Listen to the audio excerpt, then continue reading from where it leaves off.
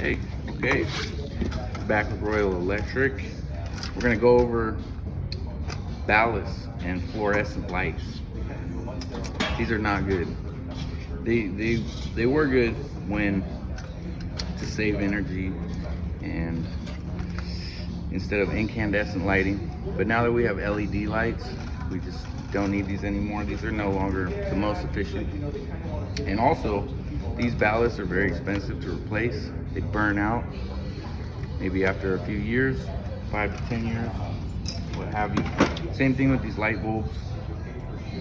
They need to be replaced quite often, especially together. And replacing these together costs sometimes more than just a retrofit, an LED retrofit.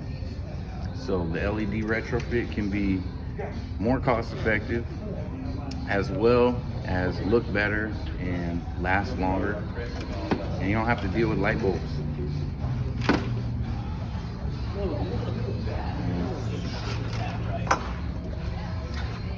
So check out our YouTube channel. Punch the subscription button. Punch the button to subscribe.